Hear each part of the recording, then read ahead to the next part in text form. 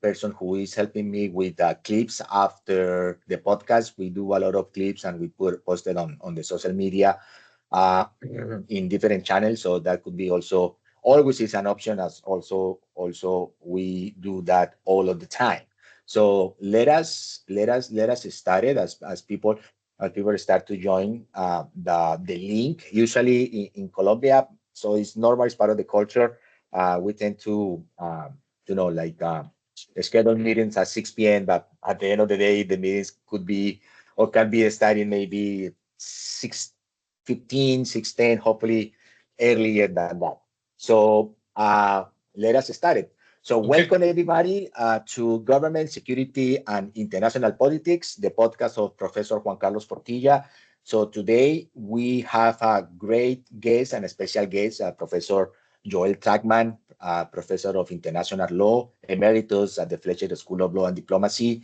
One of my students, either Gabriela or Daniel, are going to introduce Professor Trachman, but I had the great privilege to have one of his classes at the Fletcher School in the spring of 2013, International Law, International Relations Theory, that Professor Trachman, along with Professor Ian Johnston, provided at the Fletcher School. And also, I had the great privilege to be with Professor Trachman in Taloa in one of the capstones projects presentation that we as a students had to do in order to fulfill the requirements towards the graduation. So welcome, Professor Trachman and Gabriela. Go ahead and kick off this podcast.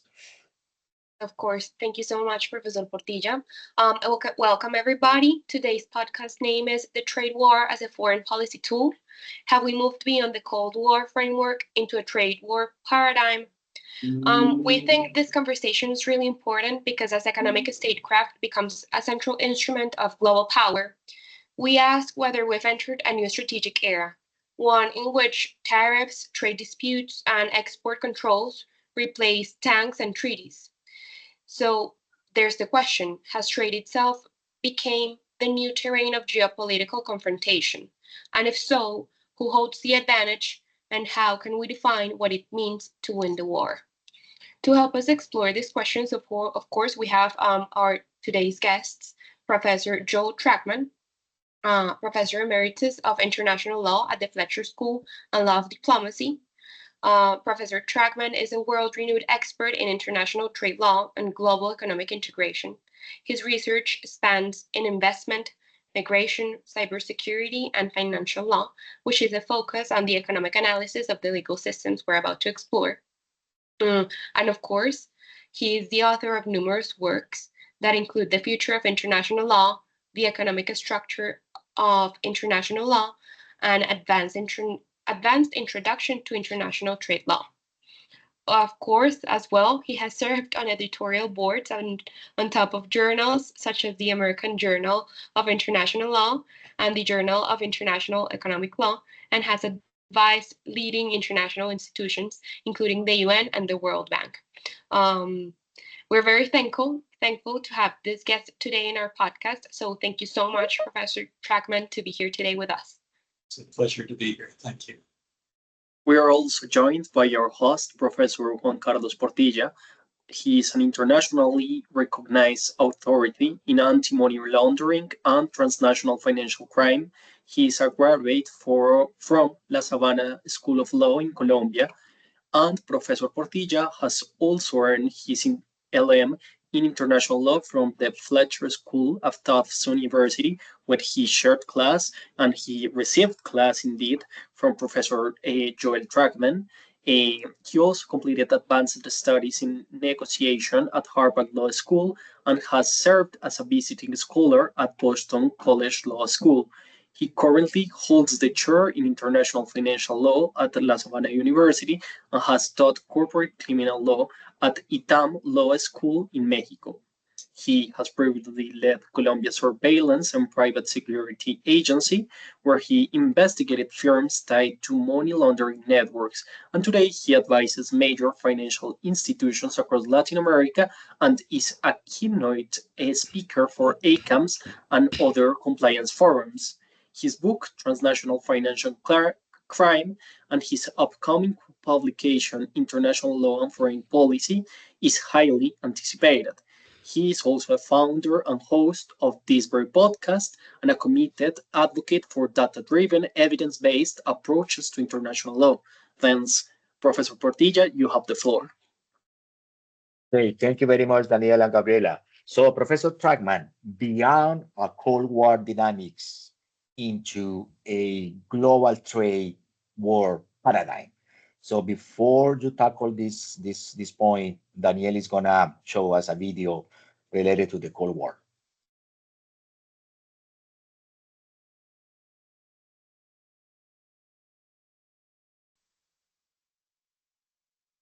Behind me stands a wall that divides the entire continent of Europe. Yes, across Europe this wall will fall, for it cannot withstand faith, it cannot withstand truth. The wall cannot withstand freedom.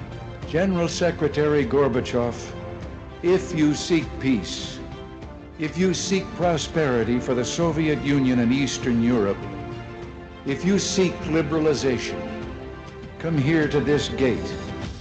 Mr. Gorbachev, open this gate.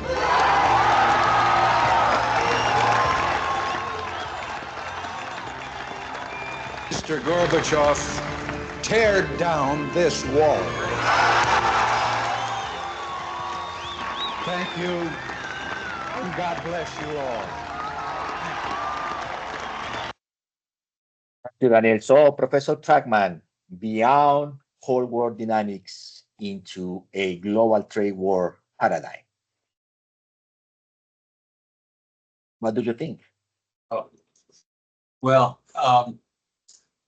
it's interesting to compare the current circumstances, the current security situation with the Cold War from the 1950s to the 1980s. There, the West didn't have so very much economic engagement with its security competitors, with the Soviet Union largely, or with China for that matter.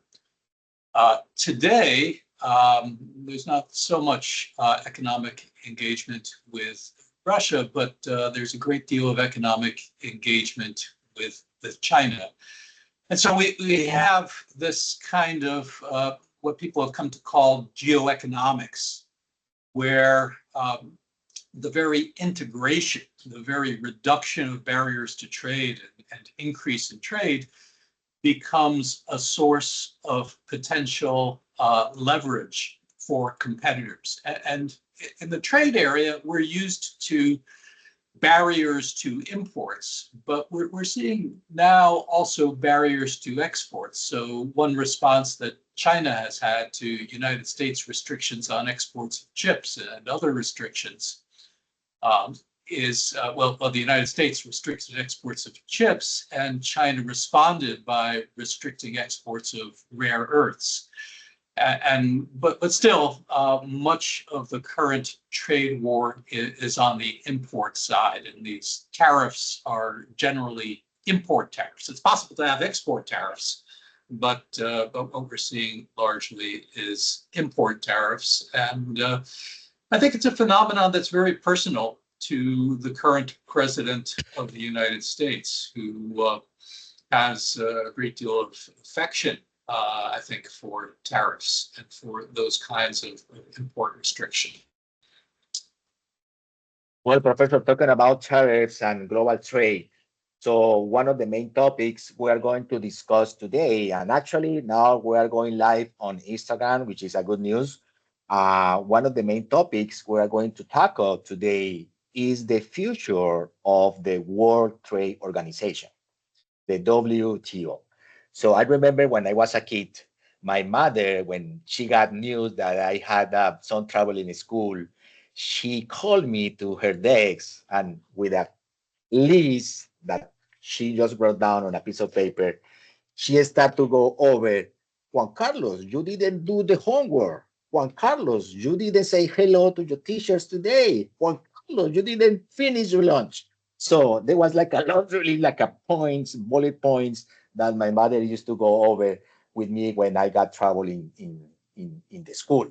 So right now I have my own list, not about me, but about the WTO. So I'm going to follow my mother's example on some issues that we here in Colombia, the Global South, uh, we can see from the WTO, and we can start the conversation over there, Professor Trackman.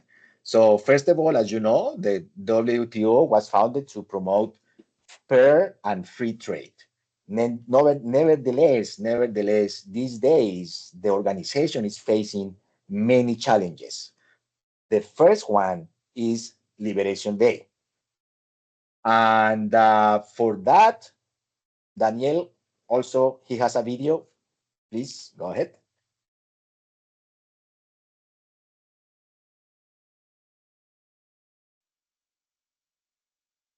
Liberation Day. Liberation Day is the beginning of Liberation Day. We're going to charge countries for doing business in our country. We're in the process of imposing reciprocal tariffs. Friend has been oftentimes much worse than foe. That money's going to be coming back to us in the form of tariffs. The most beautiful word in the dictionary is tariff. Liberation Day. Liberation Day is the beginning of Liberation Day. We're going to charge countries. So, Professor Trackman, I think maybe the most important challenges that the WTO is facing right now is Liberation Day. So the first question I have for you is under what constitutional authority could the US president use the trade deficit as an argument to declare Liberation Day? Thank you. Well, I think my guess is that you were very good at doing your homework.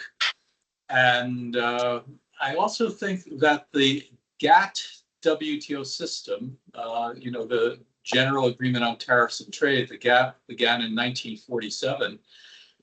And I think it was a wonderful success in reducing tariffs through a series of rounds of reciprocal negotiations with that broad reciprocity that is negotiated and autonomy for states to have the tariffs that they want, but in the context of bargaining for reductions. And that was very successful in reducing tariffs, in bringing a great deal of wealth to the world. Now, it's true that today there is a smell of failure at the WTO, and many people believe it's failing. And as you correctly say, the basis for the failure is the United States,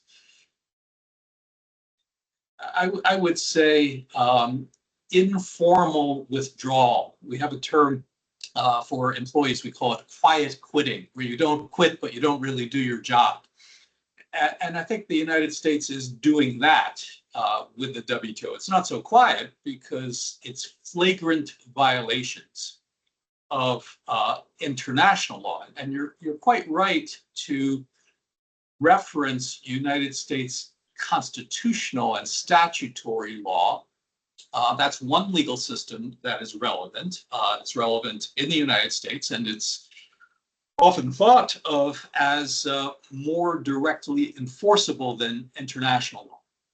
But I want to set the groundwork and say this is a clear violation of international law, and just to put it on the table, a clear violation of the laws of economics, where there's an assumption that the United States keeps these revenues and they're all borne by the exporter. And that's just been empirically false. It's theoretically possible for some to be borne by the exporter, but at least in the first Trump administration, the empirical studies suggest that United States consumers and importantly, United States producers that bought raw materials and intermediate products were harmed by those tariffs. Now, you're now to your question. Sorry for the long lead-in. So the United States Constitution in the Commerce Clause gives authority to the Congress, to regulate trade and certainly to set tariffs. And that's been understood as exclusive authority. The president has his own authority under the Constitution for national security and certain other things. It's not an exclusive national security power, but the president has a great deal of power in international relations and national security. So the President Trump is applying tariffs, and he is seeking authority. Where does he seek authority? There have been statutes that for many, many years have referenced certain conditions. And one type of condition is an emergency, a national security emergency, whereby if the president makes a specific finding that's called for in the statute, he has certain specific authority. And here, you know, there are several grounds that President Trump has been asserting. He's complained about balance of payments. He's complained about fentanyl and immigration. Most recently, in connection with Brazil, he's complained about the treatment of Bolsonaro. So there are a lot of complaints.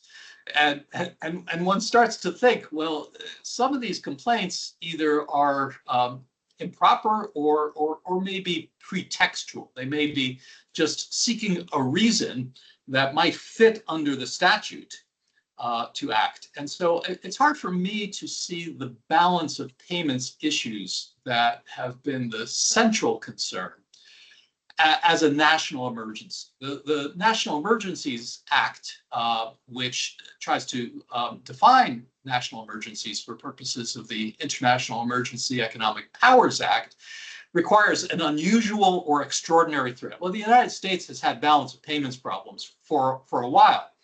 And those balance of payments problems, we can talk about them from an economic standpoint, but the balance of payments problems haven't really hurt us very much.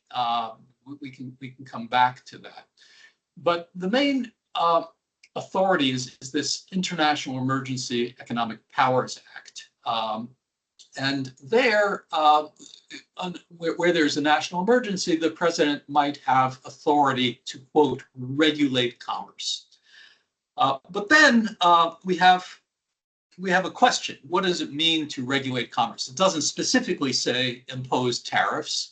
In a predecessor statute, the Trading with the Enemy Act, in a 1974 case, the Yoshida case, the appeals court found that that tariff power might be possible under that predecessor statute, some similar language.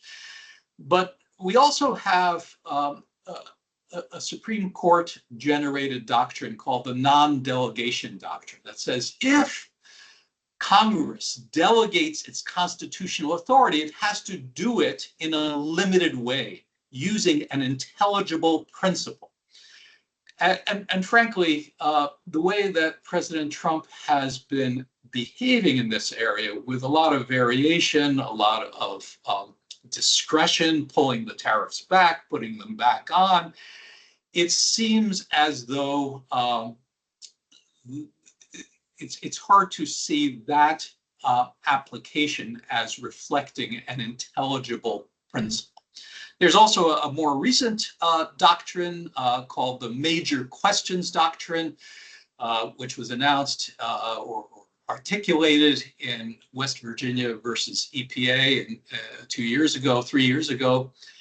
And that says if there's a major question, the courts won't necessarily defer to the executive's interpretation of the statute. Often, in other cases, under what's called the Chevron doctrine, courts have deferred.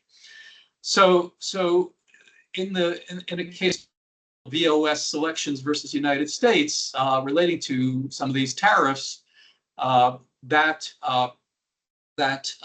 trial court, the Court of International Trade, found that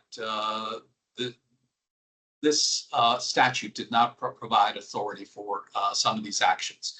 One of the reasons was that the Section 122 of the Trade Act of 1974 now, and this has been added since the Yoshida case, it addresses balance of payments problems. It says you can have a 15% additional tariff for a maximum of 150 days. It's a maximum of a 15% tariff, additional tariff for a maximum of 150 days. So far as I know, the administration has not relied on that, maybe because they want bigger tariffs for longer periods of time.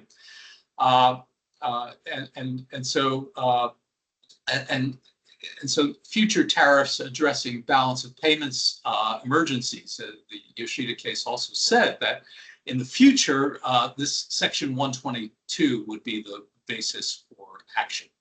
And by the way, the appeals court in that case said a finding that the president has the power under this statute to impose whatever tariff rates he deems desirable simply by declaring a national emergency would not only render our trade agreements program nugatory, it would subvert the manifest congressional intent to maintain control over its constitutional powers to levy tariffs. So the Court of Appeals, which said in this particular case, this Yoshida case, it can be done, said it could go too far. And I think as we look at the context of these tariffs that we're currently observing, we can say that it's going too far.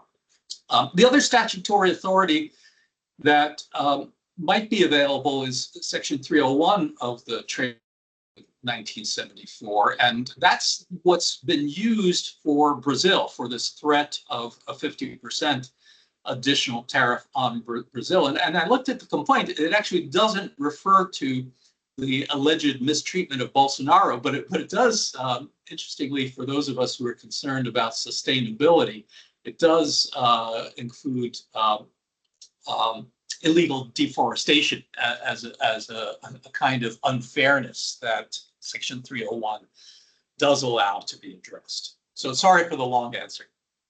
No, it's perfect, Professor Tragman. Thank you very much. So I'm going to hold for now about the metrics that you mentioned a little bit. I'm going to be back to that matter later on, but for now, so I would like to have your thoughts on this theory of clash of civilization of this scholar Samuel Huntington, and pretty much what we can conclude reading him in his theory is that we can see now in the world that we don't have like a real global social contract under which the rule of law is the rule and not the exception. So based on that, Professor Tragman, and you are an expert in these cross theories of international law and international relations, do you think that nowadays, taking into account not only the trade war, but also what is going on right now within the UN Security Council, the Ukraine and Russia conflict, what's going on right now in the Middle East, do you think that is international law at the mercy of state power? It's a very important question. I think that international law is being challenged. I think that there is, I don't know if it's a clash of civilizations, but it's a clash between today authoritarianism and democracy that is being played out. And that's why perhaps Bolsonaro is an important example. And I think it is true that trade is being used as a a weapon in that geoeconomic sense that we mentioned a moment ago.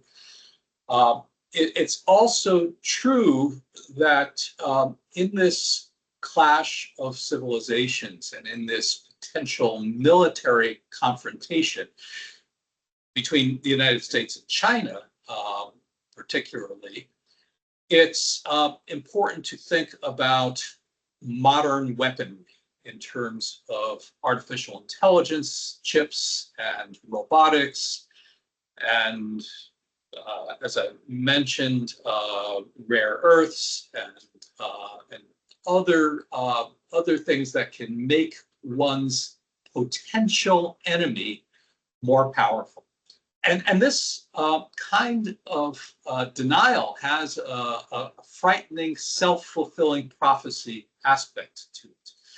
One of the causal factors in the Second World War was trade sanctions against Japan, restrictions on trade with Japan that provided some incentives for Japan to go to war. So we have to be very careful about the use of these things, but we also recognize that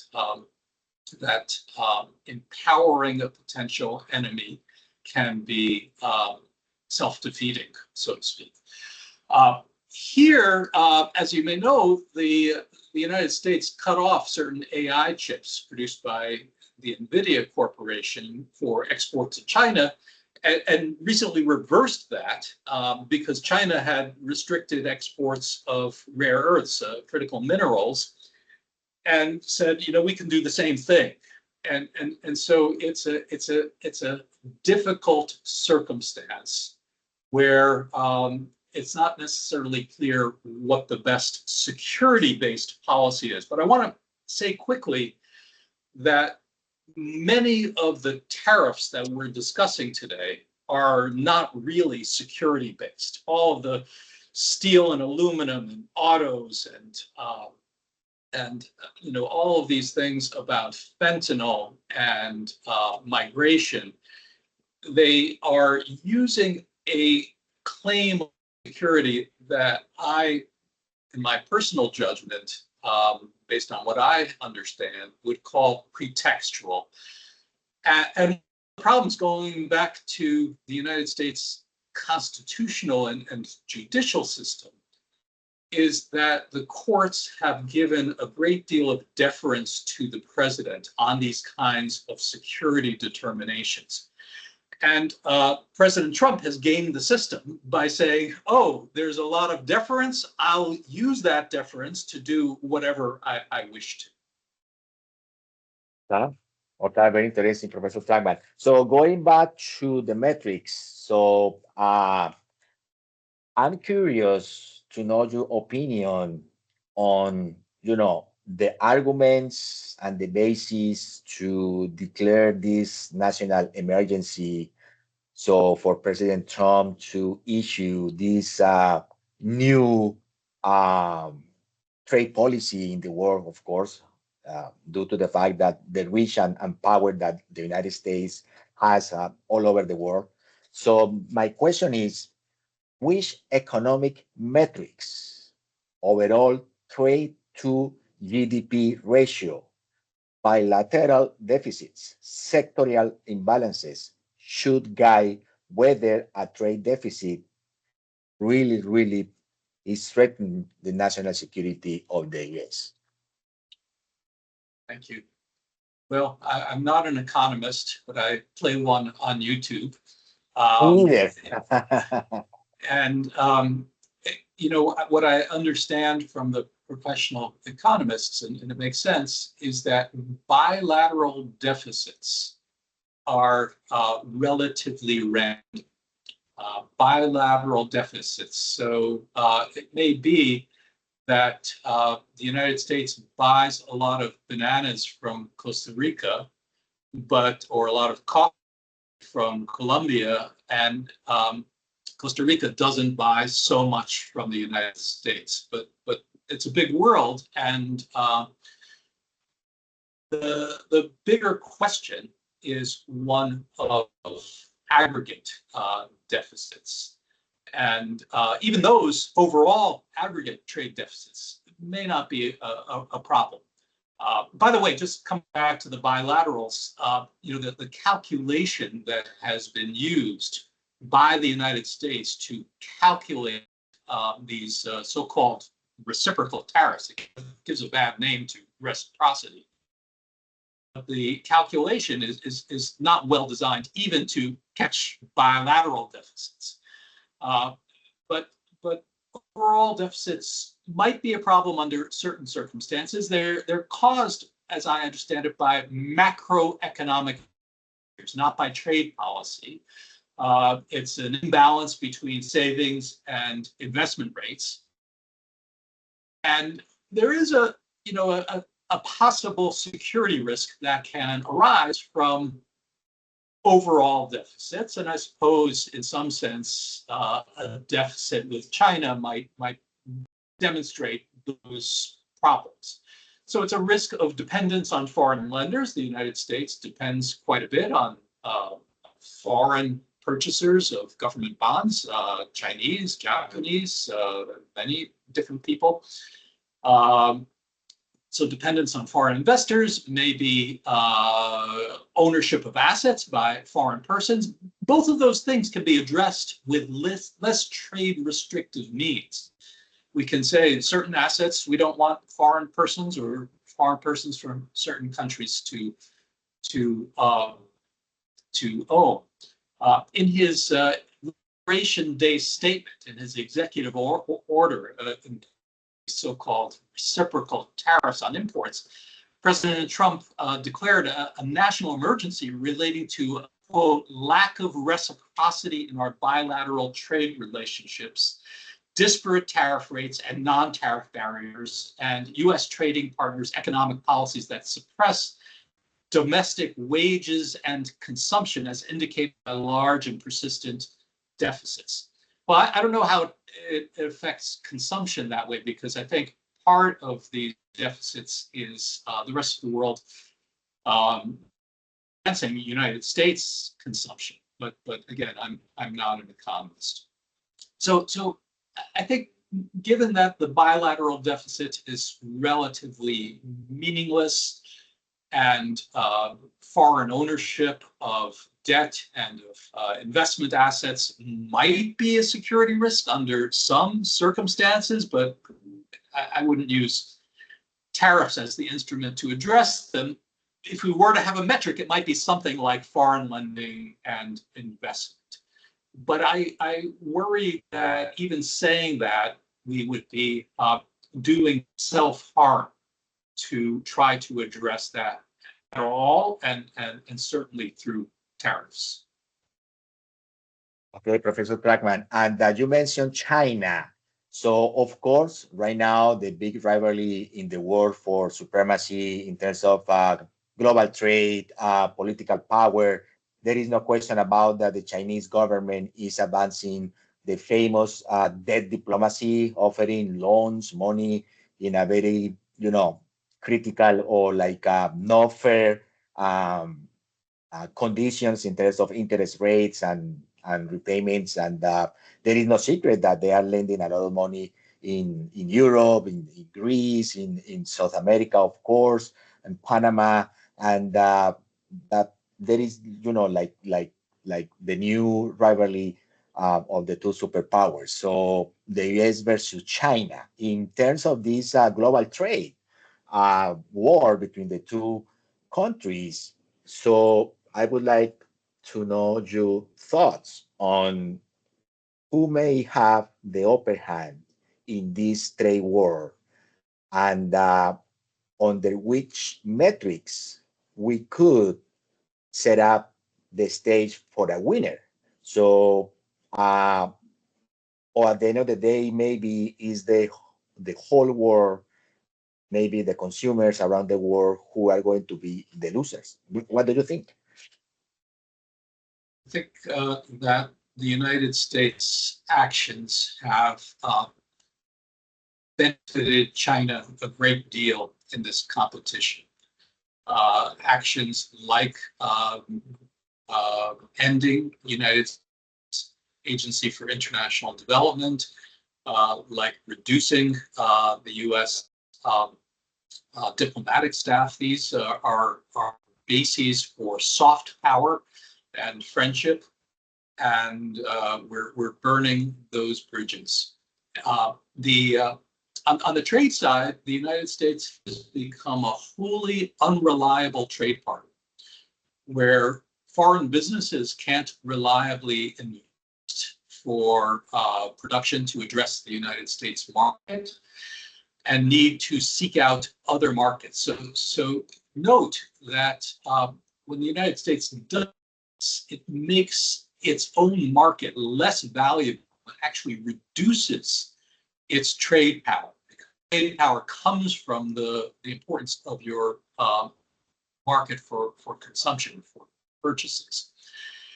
And so I think it all is weakening the United States in Africa, in Asia, in Latin America, in other areas where there's a competition with China for influence.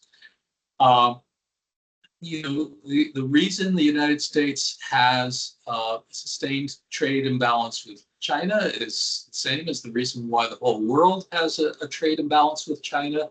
China is an efficient producer of lots of goods, and the thing to do is to try to be efficient, or at least to have comparative advantage, so that we can continue to operate.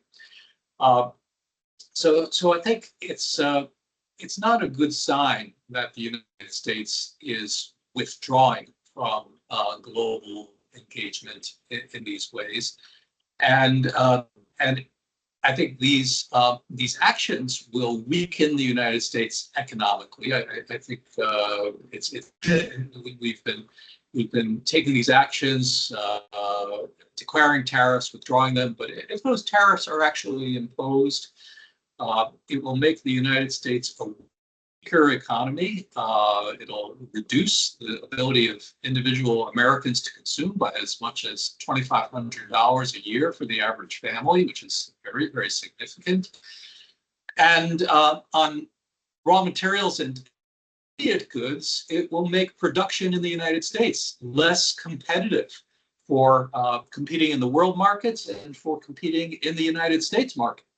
So it's quite destructive of the United States economy, which was built on relative openness and was a model. Now, China joined the WTO in 2001, and when it exceeded the negotiations for its accession, a protocol of accession that imposed certain additional requirements on China, because there was some anticipation of trouble absorbing Chinese production, even then in 2001.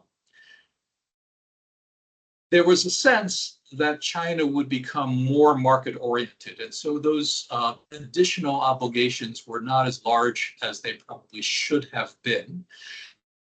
And the WTO treaty, as it stands today, as it stood in 1995 and in 2001 when China joined, doesn't do a good job of dealing with China's state-led economy. And this is a problem for international law because it's hard to modify international law. You asked earlier about the rule of law.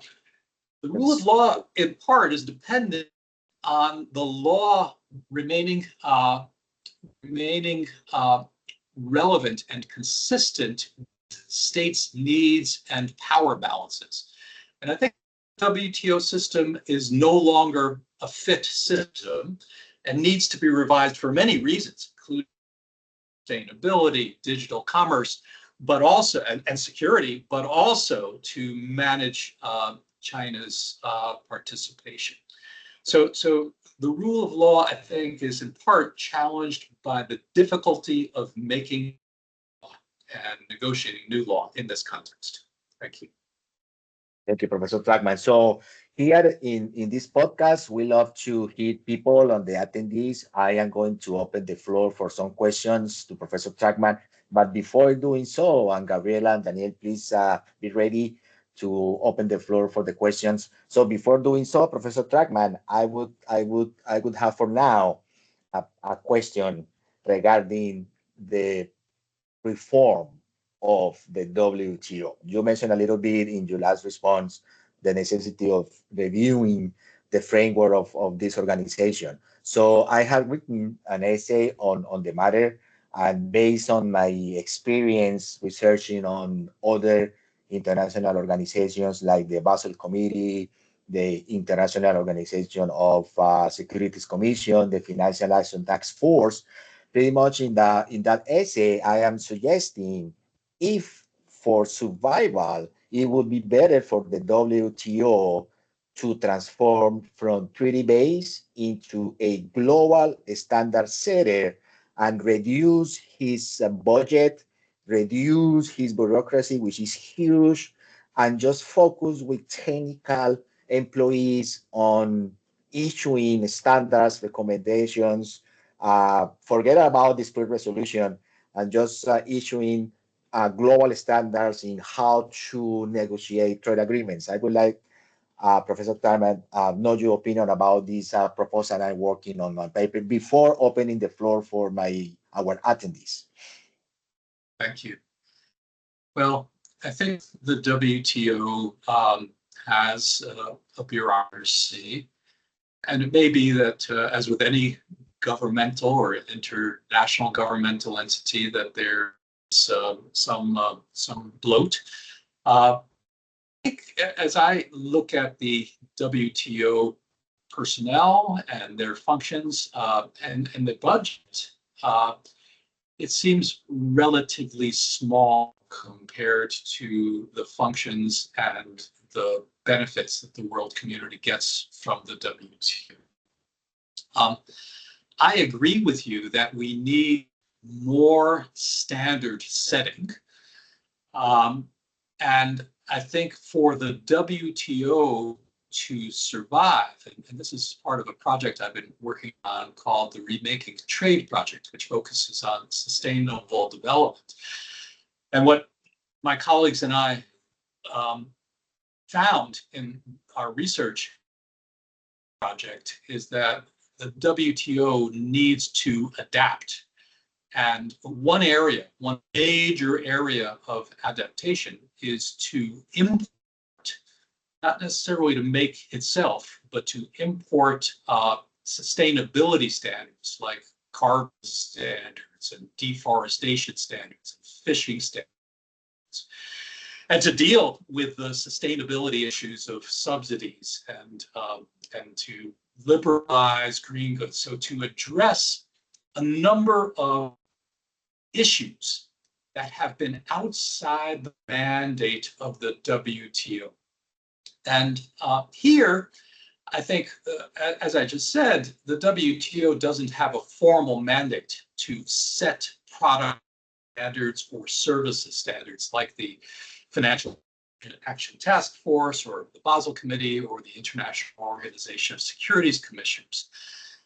But it needs those standards to be set to promote trade. And in those areas, in digital commerce, things like privacy, in the sustainability issues that I've mentioned, for trade to be liberal, for trade to be free, we need to work on those standards. And we need to make sure that developing countries are participating in the formulation of those standards and that their interests are reflected in the formulation of those standards. So so I have a slightly different answer. I don't see the standards being set by the WTO, but I see the model of the WTO's technical barriers to trade agreement and the sanitary and phytosanitary measures agreement, which both refer to international standard setting, like the International Organization for Standardization in the area of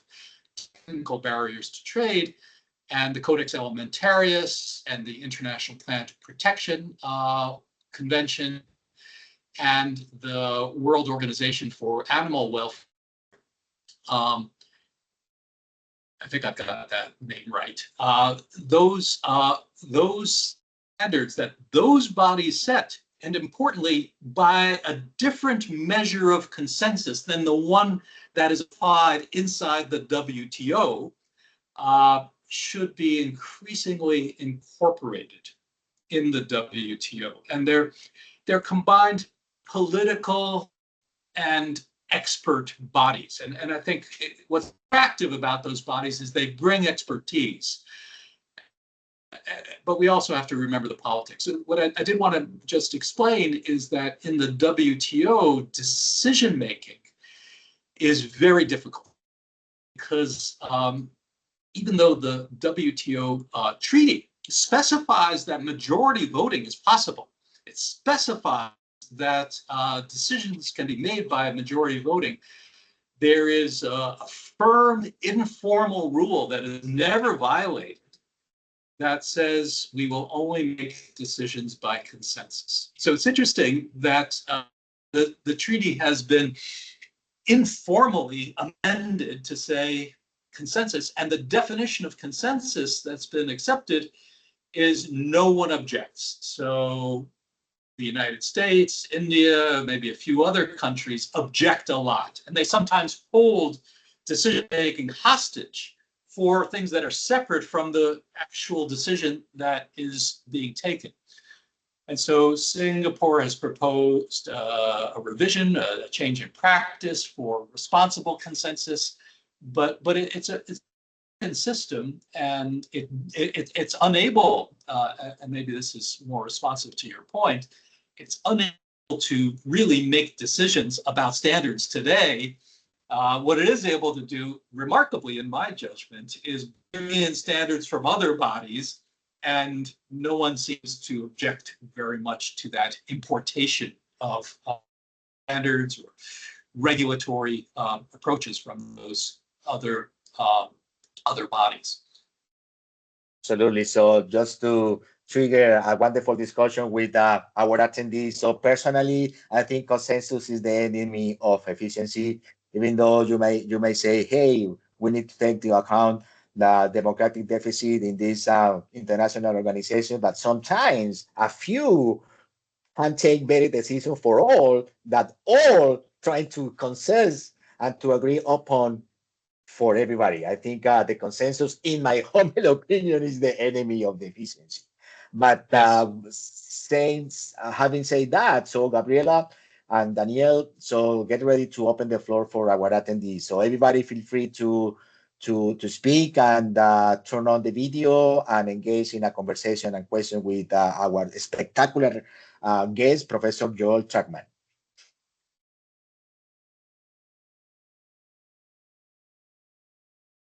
Of my students, Gabriela and Daniel, have questions, so take an opportunity of this wonderful opportunity to discuss any issues with Professor Trachman regarding international trade law. Yes, Professor Trachman, I do have one question while the attendees raise their hands. And I want to ask you, what do you think it would take to resolve the appellate body crisis at the WTO?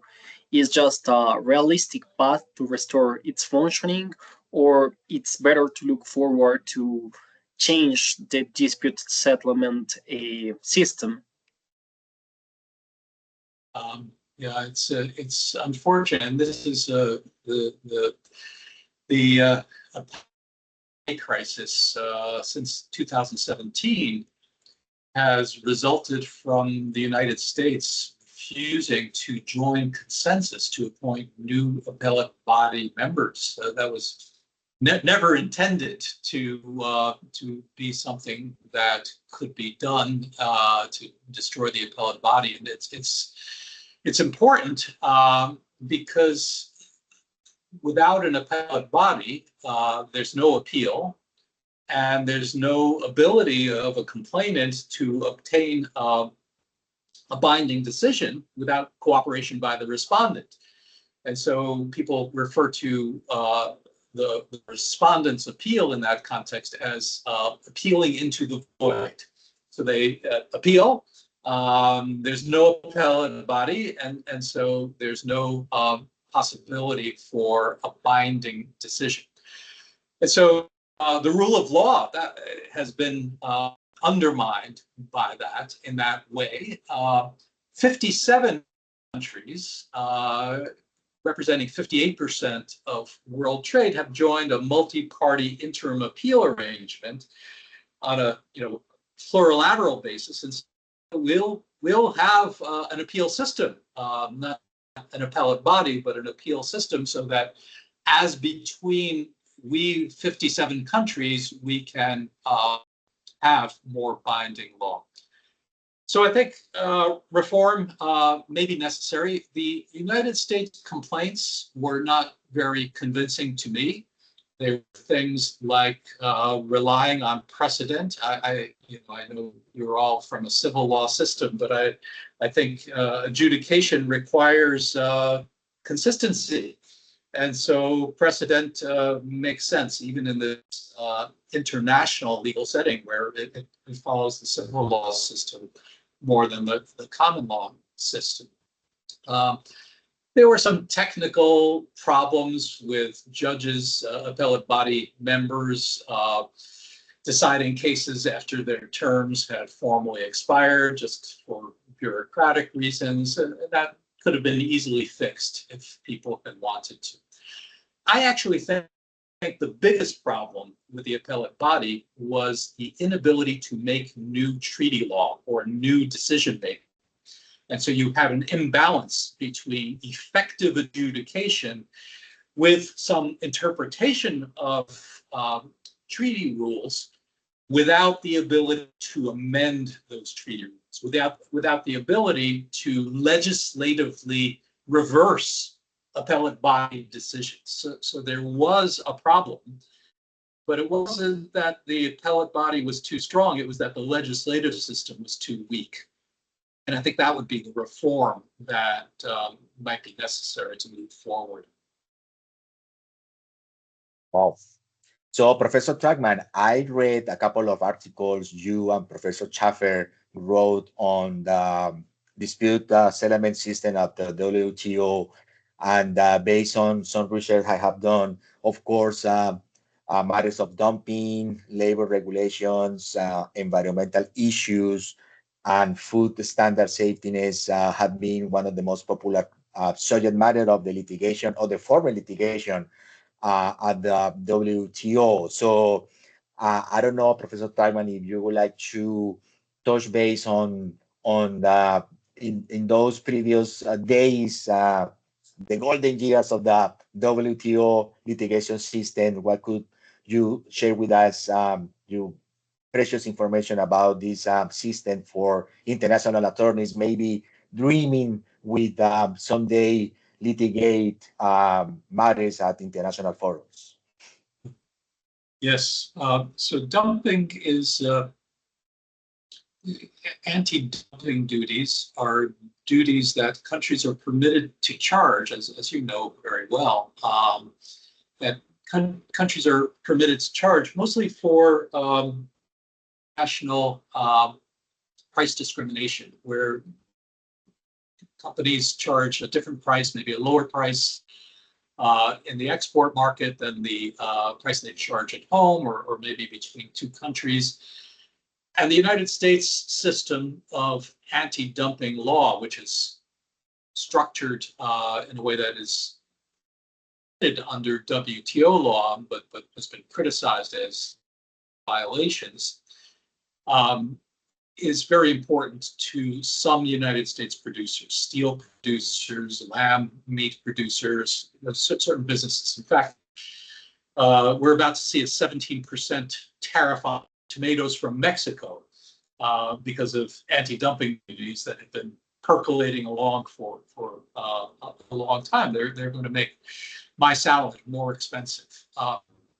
But part of that, and part of the reason why the appellate body was undermined by the United States was the appellate body was consistently interpreting the international law of dumping to restrict a practice that the United States was using that was not a fair practice. It was a way of distorting the prices to find margins of dumping and have more dumping duties.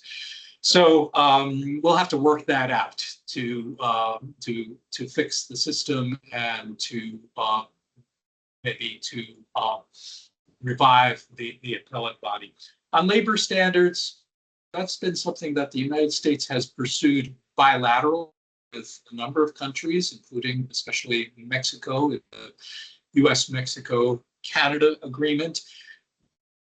It's related to what we were discussing before, that we need some international, maybe the ILO, the International Labor Organization, is the best place to negotiate those standards, and then have a system like the one we actually have in intellectual property rights. That once we agree, you can't demand more. And so that would be a way of kind of multilateralizing those negotiations, but we have to agree. And then on food safety standards in the past, before the sanitary and phytosanitary measures agreement came into effect in 1995, were used as pretexts for agricultural protectionism. That agreement was designed to provide greater disciplines. It's still there are still issues, and it's incomplete, and especially developing countries in Africa and maybe some in Latin America and Asia as well find that it's actually too permissive, in that it allows the wealthy states to set standards that are higher than appropriate or more difficult to comply with. So all of those things need to be engaged, and we need negotiations to maintain free trade. And the problem that you've correctly identified is we don't have the ability to move forward with these kinds of standards in this system or in connection with this system. I was suggesting that we might not do it inside the WTO per se, but the WTO needs those things to be negotiated somewhere. Sure. Gabriela, I think Stephanie from in Ottawa, Canada. Yes, please, Stephanie, go ahead. if you have a question, feel free to open your microphone and your camera, and Professor Trackman will answer your question. Hi, hello. For some reason, I cannot turn on my camera. It says it's not available, the option.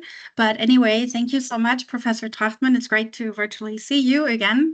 Listening to you speak brings me back to our trade law class. I don't really have a question per se, but if you want to share your thoughts, I'd be curious about, because you mentioned the USMCA, given the current trade actions by the United States against Canada, how you view the future of the USMCA. No, the 51 state, of course. Well, let's hope Canada maintains its independence. Thank you for that question, Stephanie, and it's nice to hear from you. I think the USMCA, like the WTO, is being violated by the United States vis-a-vis Canada and Mexico. Trump excluded certain USMCA products, but now is threatening Mexico again. So I think, the United States is not as respectful of its international law obligations as it was. And the future of the USMCA will depend on whether there's political change in the United States or some reversal, as some economic sense is beaten into my country by circumstances. None of these things are self-harm. I don't want to pay 17% more for tomatoes, and neither do my compatriots. So we're going to see some back as these things take hold. And there's this idea on Wall Street that people have had that Trump always chickens out. They call it taco trade, because you can buy stocks based on the idea that the threats won't be carried out. But I think I would not rely on that. I would not invest on that basis at this moment, because Trump seems to be interested in pushing forward. And so I think it's a dangerous time for the United States economy and for other economies that interact with the United States, like Canada and Mexico. And I haven't heard too much about trying to, make Canada 51st state and trying to coerce Canada that way. I think Carney has been very clear about that, and Trump seems to back away. And hopefully, we can rely on the idea that if you confront a bully, the bully will back down. So, but I don't know. I can't predict. So, Professor Trachman, we are going to start to wrap up the podcast based on the time we have right now. But I would like this opportunity to have you here with people from the Global South to have more two questions. And if Gabriela would like also to have some questions, of course, but one is related to trade law, international trade law, and the other one, Professor Trachman, is related to the use of force in international politics. So that's a very controversial topic as well. So the first question is very, very concrete.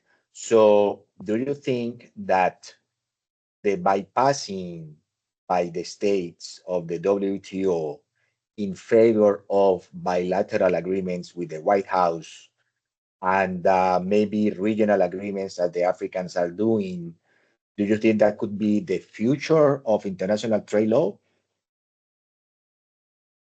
I don't think so. For some things, it might be appropriate. For tariffs, the basic economic idea behind most favored nation tariffs, and charging the same tariff on all imports, is to let comparative advantage operate. It's consistent with the fundamental theorem of welfare economics that says that you maximize welfare with undistorted trade. And so relying on plurilaterals where you have a lot of different tariffs, I know the world is filled with them, but it would be a better place if we had uniform, low, most favored nation tariff, or zero tariffs.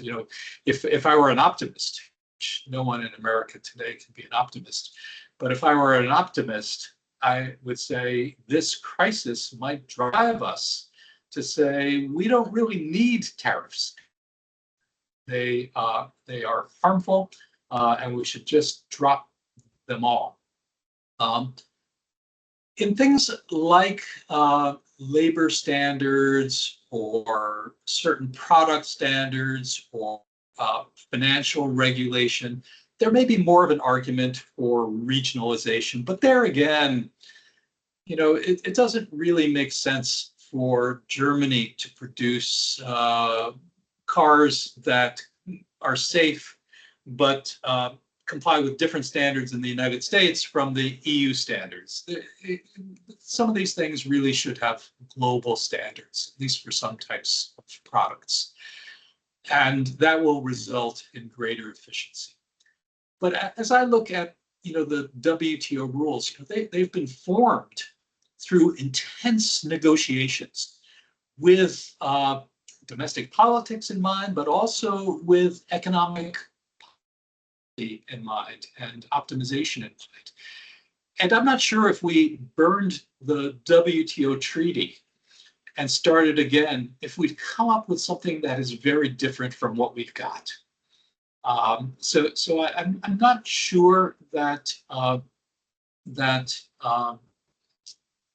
the WTO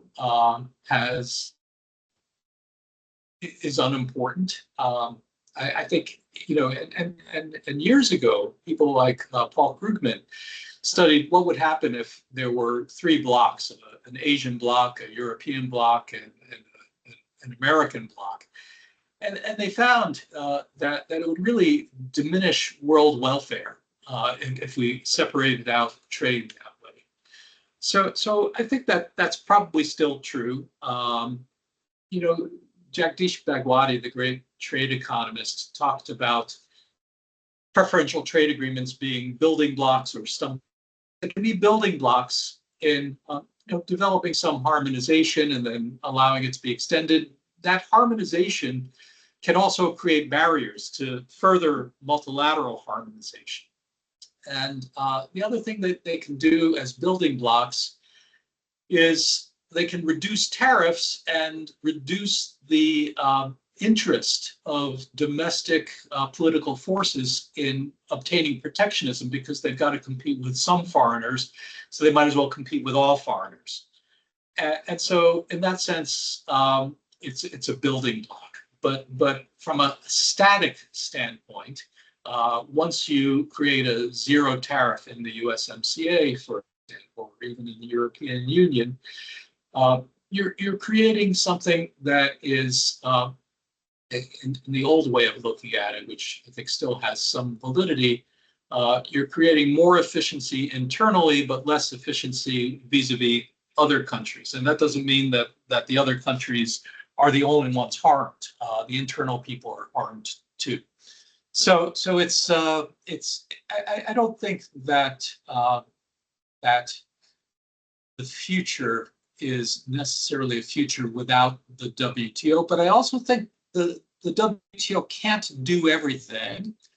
But in this Remaking Trade project, we've been arguing that the WTO, as the place where trade is negotiated, should make demands of the Financial Action Task Force and the Basel Committee and the International Organization for Standardization, and say, we need these standards in order to have free trade. So that's a kind of leadership when the other folks don't really report to you, but you can say, we have a joint problem. Our mandate is trade, your mandate is regulatory, but we both have some common interests, and we can't have free trade without doing the regulatory things, and we can't have regulation without managing the trade aspects.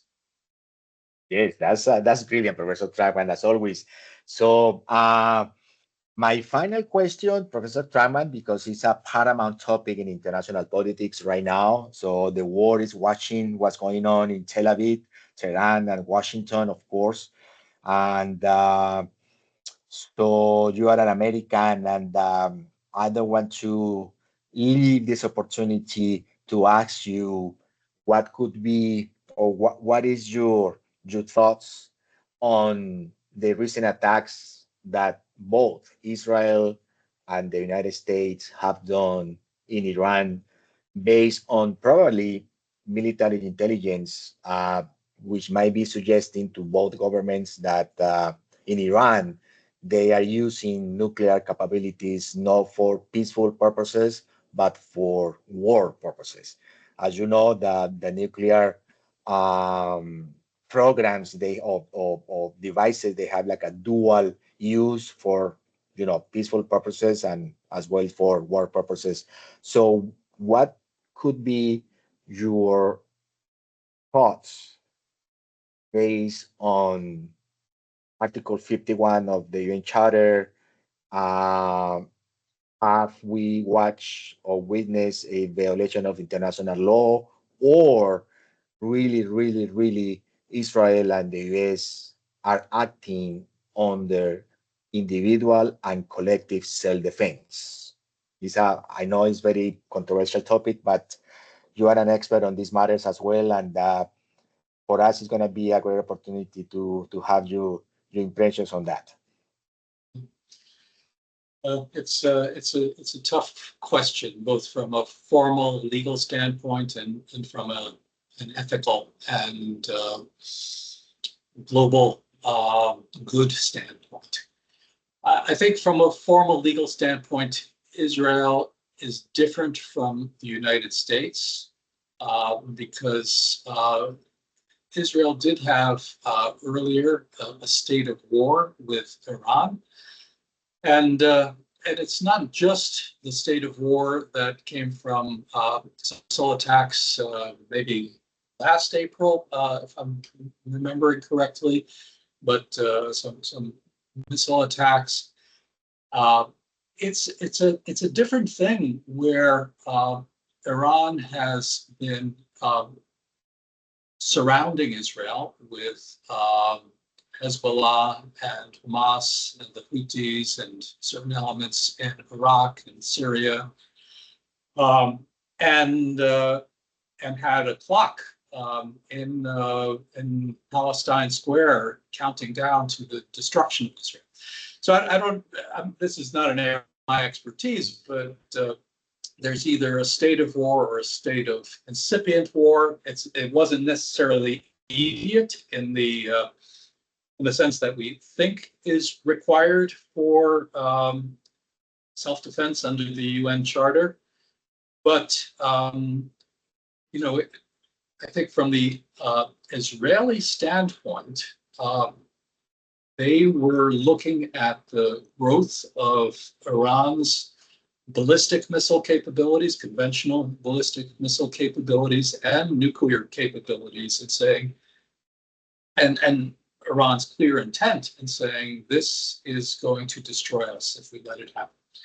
And so the question for the international legal system is, what do you do about that? What do you do about that where it seems like a plausible fear?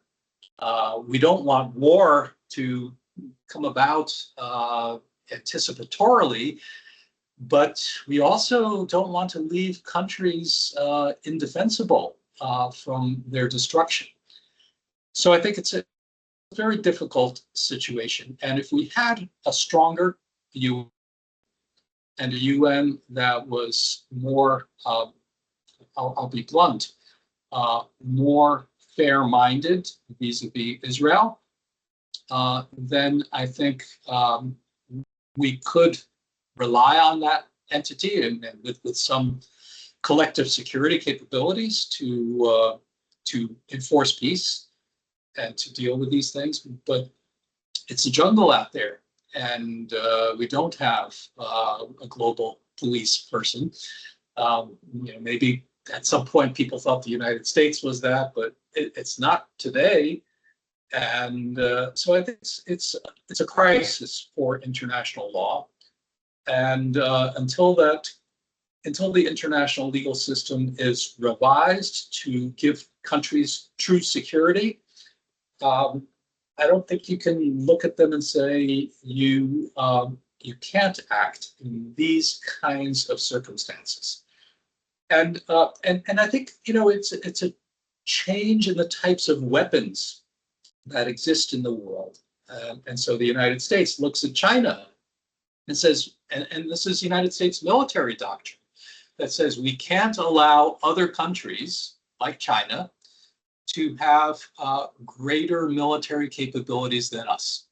It seems like an outrageous position, but in a context where you anticipate war, you might say, I have to take that position. And it may be a self-fulfilling prophecy. I'm not arguing that the United States should have that position, but I think we have to recognize that some countries will take that position and figure out a way to manage it.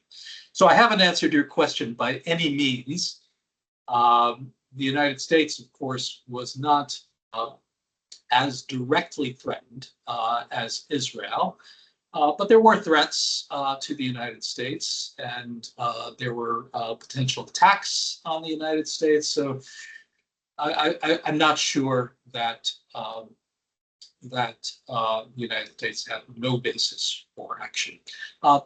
We started earlier with a U.S. constitutional question. There's a constitutional question here too for the United States, which is that the power to declare war under our Constitution belongs to Congress. And here's Trump bombing Tehran and other places in Iran.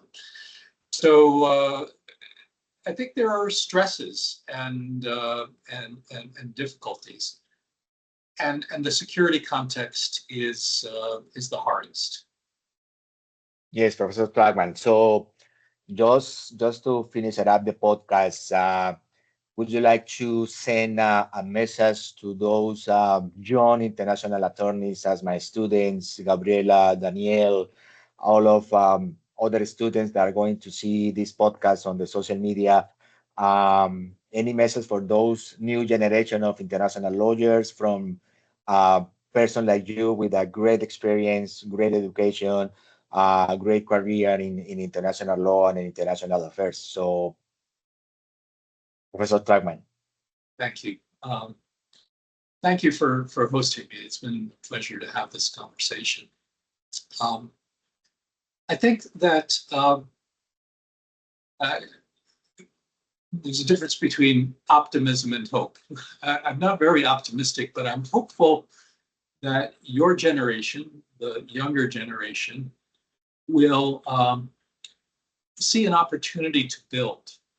And I think there is a need to build more international law in all of the areas we've been discussing, in regulation of financial institutions and financial transactions, in product standards, sustainability, in security. There's a need for more international law, and it's a big opportunity. And young international lawyers can contribute a great deal in the future. So I look forward to it. Thank you, Professor Tragman. So thank you again for being part of the Government, Security, and International Politics, the podcast of Professor Juan Carlos Portilla. I don't know if Gabriela and Daniel may have a final word before we leave. Yes, absolutely. We would want we have a hands up. Yeah, Lina, go ahead, please.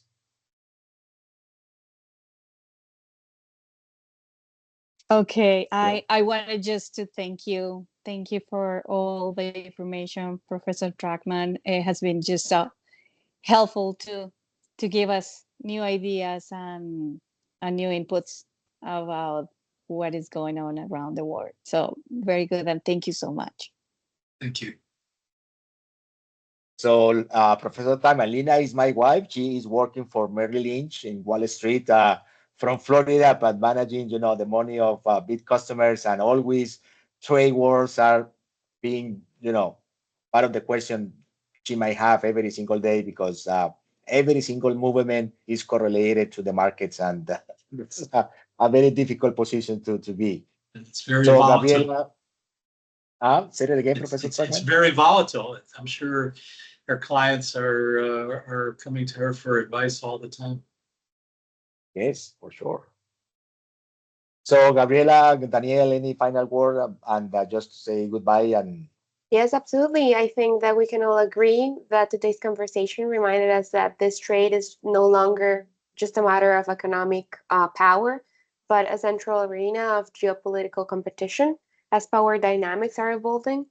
So we extend our deepest thanks to you, Professor Tragman, for your insight in the area, and to you, Dr. Portilla, for being our host.